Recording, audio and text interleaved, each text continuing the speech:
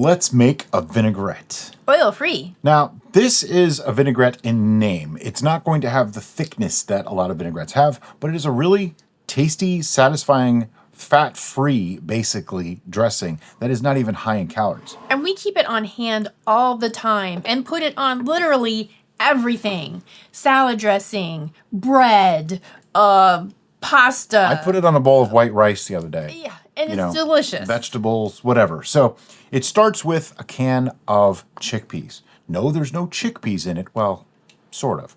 What we want is the aquafaba from the chickpeas.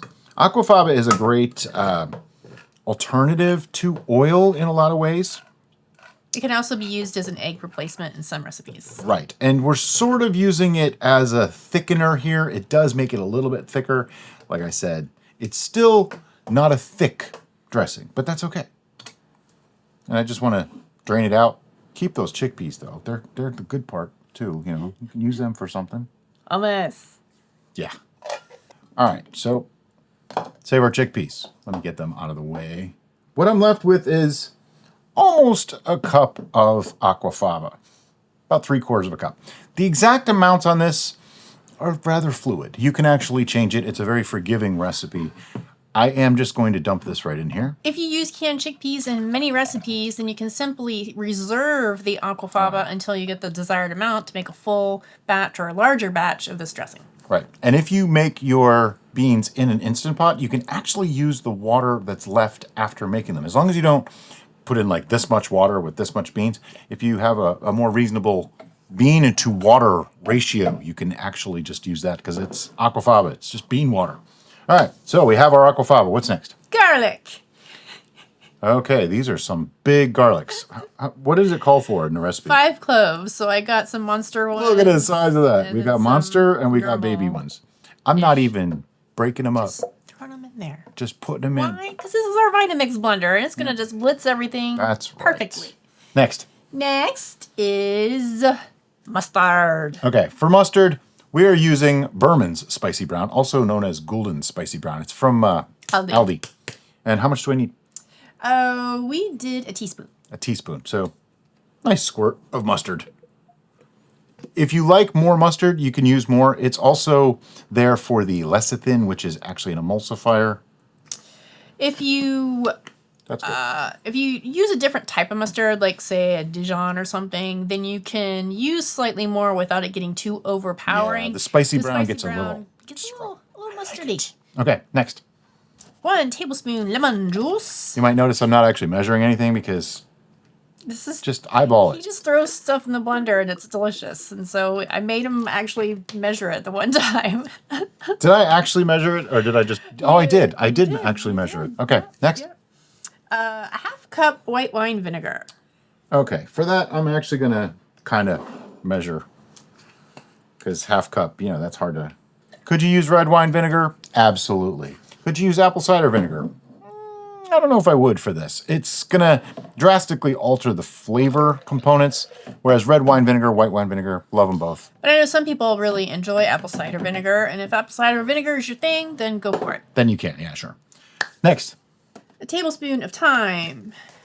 An easy way to not overdo spices is put it in your hand first. That way, if you have too much, you can always put it back. About a tablespoon. Tablespoon of basil. I used to just go right in, and too many times I would get bumped. A bad experience. Yeah. Yeah. Oh, I forgot the red pepper flake. Let me go get the red pepper flake. Just a pinch of red pepper flake. Now for this, because it's got a shaker lid. You like it spicy? Yeah. I think it's spicy. If you don't, you can leave it out entirely if you want. Well, if you do just a pinch, it doesn't make it spicy. It just adds a little to the flavor components. It's not spicy, but it's there. If it's not there, you kind of notice it missing. It gives it a little pizzazz. Yeah. I tend to make it just have a touch of spice. What's next? A teaspoon of salt. And for salt, we're using pink Himalayan. Dressings tend to have a lot more flavor than you would expect. In other words, make it saltier, make it stronger, make it more vinegary, because you're not going to eat it with a spoon. I mean, we're probably going to taste it, but you're going to put it on something. So that way it kind of dilutes the flavor. So you want it to be very, very strong. Yes. roughly half a teaspoon of black pepper. Basically, black pepper to your preference. Fresh, cracked black pepper, that is. I'm putting in... That much. Yeah, it's probably about a half teaspoon. It's 3/8 of a teaspoon. 2 tablespoons nutritional yeast. It's about a teaspoon. Now, I do the nutritional yeast for the umami aspect, as well as it does act as a little bit of a thickener. And it's not unusual in like an Italian vinaigrette to have Parmesan cheese. So that's kind of where that is a throwback to. Speaking of umami, we're going to add this optional ingredient. This happens to be a savory yeast extract. You can also use mushroom powder. It's a little umami punch in there. So roughly a teaspoon of that. Teaspoon, okay. Sorry, half a teaspoon. Half a teaspoon, all right. That's about half a teaspoon. If you put in too much, you definitely know. So don't overdo this one. And just like with all You can cooking, leave it out if you needed to, if you don't have it. And just like with all cooking, once you blend this up, give it a taste. Is something missing? Does something need to be punched up? Add more. And now we blend. I let it go for a full minute normally. So do that because that way it breaks up all the little pieces and makes a very nice, well-mixed mass of dressing. Yeah, that did not come out good at all, but you know what I mean. So I'll be back in a minute.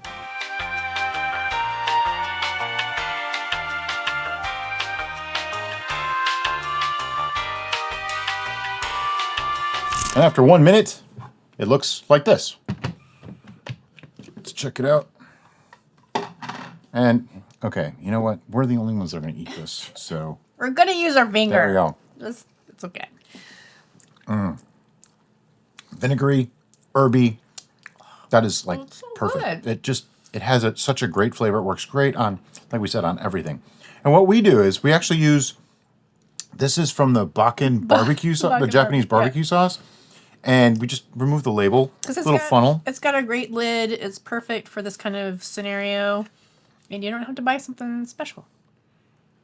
And I mean, it's nice and thick and foamy, but it's not like super thick like a lot of dressings actually come out. See, it's still drippy. I'm not trying to make that a negative. I just want it's realistic, a good thing. realistic expectations. Yeah. Because the way vinaigrettes thicken is from fat and water combining. There's no fat in this to bind, so it's not going to. But there's a benefit for that lack of fat because I can totally just put this lid on there and stick it in our refrigerator and we can get it out whenever we need it. If this had oil in it, putting it in the refrigerator would cause it to congeal and make this big gloopy mess. You've all dealt with that, I'm sure, in dealing with dressings that have oil in them. Brian's just going to get every last drop because it's really that good. It is that good. As you can see, this is super simple, something that you can easily do at home and keep it in your fridge and use it on all the things. And this batch, I mean, you see how much it makes. It makes a pretty decent amount. I think this is like a 32-ounce bottle. So that's probably like 20 ounces, 16 to 20 ounces. Pretty decent amount. In our house, that lasts maybe a week. Yeah. But if you keep this in the fridge, which you should keep this in the fridge, it'll probably last a couple weeks. I mean, there's really nothing in it that's going to spoil so much. And the vinegar is going to actually preserve pretty well, too. So go for it. And remember, you could make this your own. If you wanted, like if you don't think this is sweet enough, you can add maple syrup or you can add some sugar. Even a date? Yeah, or a couple of dates mixed into it would actually work really, really well. I think one time I did do dates in it. We just tend to like it the way it is, so we don't go too crazy. You can use less vinegar. You can use more vinegar. You can add different spices if you want to. There's all sorts of ways to make this your own. Not sure I would freeze it, though. I think I'd just keep it fresh and use it as you want to. If you have a favorite dressing that you would really like us to explore and create a recipe for you, let us know in the comments below. We'll do the best that we can. And as always, guys, thanks so much for watching. We'll see you next time on The Bistro.